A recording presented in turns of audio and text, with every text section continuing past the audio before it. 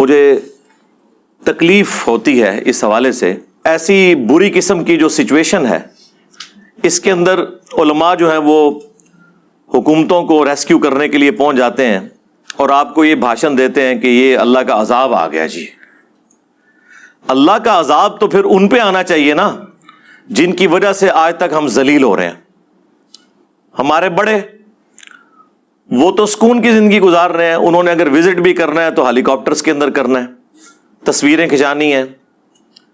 جعلی قسم کے ہاسپٹلز اور ٹینٹس قائم کر کے تصویریں سوشل میڈیا کے اوپر ڈال کے تو آپ سے چندے بٹورنے ہیں۔ ان کی تو یہ ترقی کا موقع آ گیا کیونکہ اس کی بنیاد کے اوپر اب چندے اکٹھے کریں گے، خواہ وہ مذہبی جماعتیں ہوں، خواہ وہ این جی اوز ہوں، خواہ گورنمنٹ ہو۔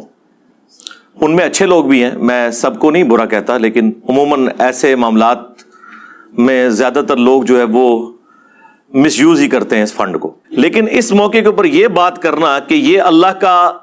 عذاب آ گیا، یہ اس ملک کے ساتھ خیانت ہے، اس ملک کی عوام کے ساتھ دھوکہ دہی ہے، اور یہاں کے اشرافیہ کو ایک ریسکیو کرنے کے مترادف ہے میرے نزدیک۔ یہ تمام آفتیں باہر کے ملکوں میں ہوں تو اسے اپرچونٹی بنائیں، پانی کو سٹور کریں، واٹر ٹیبل رائز ہو، آپ کی بجلی کے جو ایشوز ہیں، اتنی مہنگی بجلی آپ جو تیل سے بنا رہے ہیں وہ پانی کے ذریعے بنا کے سستی بجلی عوام الناس کو دی جائے۔ یہ کون سا اسلام آپ لوگوں کے سامنے پیش کر رہے ہیں؟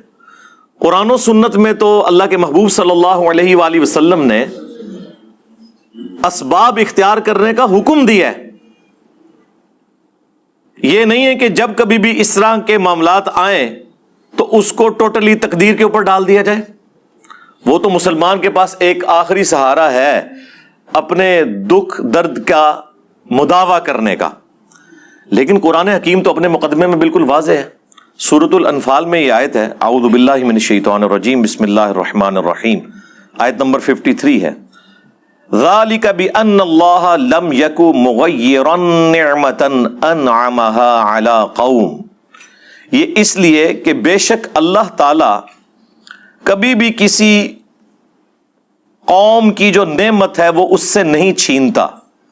اس کی حالت کو نہیں بدلتا، اچھی کو بری میں یا بری کو اچھی میں، حتی یغیروا ما بانفسہم، یہاں تک کہ وہ اپنی حالت خود نہ بدل لیں، یعنی وہ کرتوت ایسے کریں کہ ان کے اوپر اللہ تعالیٰ کی طرف سے آزمائش آ جائے، یا وہ اللہ کے پیغمبر کی آواز پہ لبیک کہیں اور اس کی برکت سے اللہ تعالیٰ اسے نوازے۔ وَأَنَّ اللَّهَ سَمِيعٌ عَلِيمٌ، اور بے شک اللہ تعالیٰ سننے والا، علم والا ہے۔ اللہ کے محبوب صلی اللہ علیہ وآلہ وسلم کا آپ ایٹیچیوڈ دیکھیں، بخاری اور مسلم دونوں میں حدیث ہے کہ نبی علیہ السلام نے فرمایا کہ جب رات کو سو تو تم چراغ بجھا دیا کرو، اور پھر نبی علیہ السلام دیکھیں کس لیول تک جا کے سمجھا رہے ہیں۔ آپ نے فرمایا کہ بعض اوقات چوہا آتا ہے اور وہ اس چراغ کی بتی کو لے کر بھاگتا ہے جس میں آلریڈی آگ سلگ رہی ہوتی ہے، اور جہاں جہاں سے وہ بتی گزرتی ہے آگ لگتی جاتی ہے، اور یہ اسپیسیفکلی بخاری مسلم میں انہی احادیث میں موجود ہے کہ مدینہ شریف میں ایک پورا گھر اپنے اہل و عیال سمیت پورا خاندان جل گیا تھا، اسی وجہ سے ایک چراغ سے آگ لگی تھی۔ تو نبی علیہ السلام نے فرمایا کہ یہ رات کو چراغ بجھا دیا کرو، آگ انسان کی دشمن ہے۔ اس زمانے میں یہ جو چراغ تھے نا وہ کھانے کے تیل میں جلائے جاتے تھے۔ گھی تو مرغوب غذا ہے چوہے کی، تو وہ جب چوہا گھی کا وہ ظاہر مرکب بنا ہوگی، وہ جو بیچ میں کاٹن کی بتی لگائی ہوئی ہے تو وہ اس کو ساتھ لے جاتا تھا، اور آگ تو جل رہی ہے تو چوہے کو تو نہیں پتا، وہ جہاں جہاں سے گزرے گا آگ لگاتا چلے جائے گا۔ تو نبی علیہ السلام نے اس لیول پہ اتر کے سمجھایا ہے کہ بھئی چراغ بجھا دیا کرو، چوہا لے جاتا ہے۔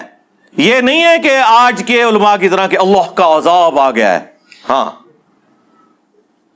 وہاں یہ بتایا جا رہا ہے کہ اپنی اطاعت خود کرو۔ سنن ابی داؤد میں حدیث ہے، اللہ کے نبی علیہ السلام نے فرمایا جو شخص بغیر منڈیر والی چھت کے اوپر سوتا ہے رات کے وقت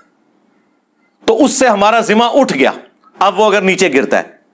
کیونکہ رات کو انسان جب نیند میں اٹھتا ہے، بعض اوقات بعض لوگوں کو تو نیند میں چلنے کی عادت ہوتی ہے، ہوش نہیں ہوتی، اگر منڈیر نہیں ہے چھت کی، نیچے گرتا ہے اور پھر آپ کہیں گے جی جو اللہ کی مرضی، اللہ کی آزمائش آ گئی ہے،